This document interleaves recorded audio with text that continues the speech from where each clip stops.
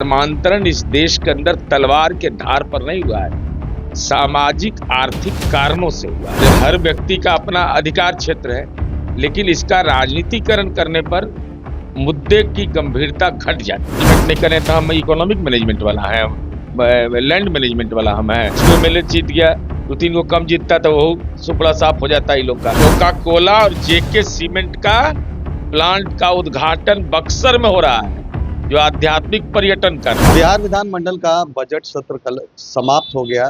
तीखी नोकझोंक इस बजट सत्र के दौरान दिखी, लेकिन कल जो एक मुद्दा गरमाया धर्मांतरण को लेकर, हमारे साथ बात करने के लिए जेडीयू एमएलसी नीरज कुमार जी हैं। सर, धर्मांतरण को लेकर कल देखा गया कि तीखी नोक-झोंक नहीं, बुरा न मानो होली है, वो चल रहा था। और भाजपा के माननीय मंत्री अरुण शंकर प्रसाद जी ने कहा कि ऐसा कानून बनाने का कोई प्रस्ताव नहीं है।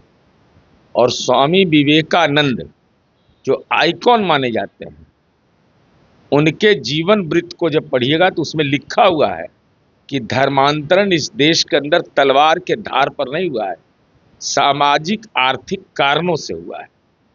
तो महत्वपूर्ण सवाल है कि लोगों के बुनियादी आवश्यकताओं की पूर्ति करिए, उनके शिक्षा का अधिकार का, उनके रोजगार का, उनके जीवन में बदलाव का, नहीं तो धर्म का झुंझुन्ना लेके घूमेगा।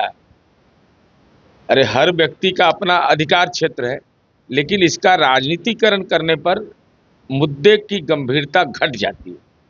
इसलिए हमारी उम्मीद है कि स्वामी विवेकानंद को ही मानना चाहिए। लेकिन कहा गया कि लव जिहाद का मामला। अच्छा, अंतर जातीय विवाह हो रहा है कि नहीं? अंतर धार्मिक विवाह हो रहा है कि नहीं? देश का संविधान उसकी इजाजत देता है कि नहीं? भाई, लव जिहाद क्या होता है? जिहाद का मतलब होता है कि देश से अलग, माने हम देश के कानून को ही नहीं मानेंगे। तो ऐसी स्थिति देश के अंदर नहीं है। और देश का संविधान जो है वो रामायण है, बाइबिल है, कुरान शरीफ है, उसको दृष्टिगत रखना चाहिए। और भाजपा के माननीय मंत्री अरुण शंकर प्रसाद जी ने तो कह दिया ऐसा कोई प्रस्ताव नहीं। लगातार विपक्ष कह रहा है कि एनडीए पॉलिटिकल मैनेजमेंट करना जानते हैं। तो पॉलिटिकल मैनेजमेंट नहीं करें तो हम इकोनॉमिक मैनेजमेंट वाला है, लैंड मैनेजमेंट वाला हम है। जमीन बनाने के लिए हम लोग आए हैं। पॉलिटिकल मैनेजमेंट तो हमारा पेशा ही है, ये तो अच्छी बात है। कह रहा है कि सब चीज़ों को मैनेज कर लेते हैं। किसको मैनेज कर लेते हैं? कहाँ तेजस्वी यादव को मैनेज किए? वहाँ का चुनाव 25 को एमएलए जीत गया, 2-3 को कम जीतता तो वो सुपड़ा साफ हो जाता है। लोग का, विपक्ष के नेता का। विपक्ष हताश है, निराश है, बेचैन है, तड़प रहा है। और अब तो राज्यसभा चुनाव है, 5 सीट पर उम्मीदवार लड़ाएंगे। अब 5 सीट जीतेंगे। अब तेजस्वी यादव आप किसके पिछलग्गू बनिएगा, ये तय कर लीजिए आप। अरविंद केजरीवाल को कल बड़ी राहत मिली है शराब घोटाले में। देखिए, माननीय अरविंद केजरीवाल राज्य के मुख्यमंत्री थे, मनीष सिसोदिया शिक्षा मंत्री थे। इन लोगों पर लीकर के मामले में मुकदमा दायर हुआ।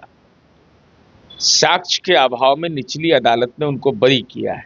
जो मैंने रिपोर्ट देखा है मीडिया में कि वो न्यायिक प्रक्रिया का एक हिस्सा है। माननीय उच्च न्यायालय सीबीआई जाने का निर्णय लिया है। अब इस संबंध में न्यायिक जो समीक्षा का है, या उन्होंने संस्थाओं पर जो सवाल खड़ा किया है, उसका अवलोकन करने के बाद ही टिप्पणी की जा सकती है। आज बिहार को बड़ी सौगात मिलने वाली है। कोको कोला और जेके सीमेंट का आज उद्घाटन होने वाला है बक्सर। ये निश्चित रूप से बिहार के संदर्भ में 7 निश्चय पार्ट 3, घोषणा नहीं निश्चय, जो कहेंगे सो करेंगे। एगो सजा याफ्ता नेता है, उनकी पार्टी कहती है कि सुई का कारखाना खुला, तो आज कोका कोला और जेके सीमेंट का प्लांट का उद्घाटन बक्सर में हो रहा है, जो आध्यात्मिक पर्यटन का था।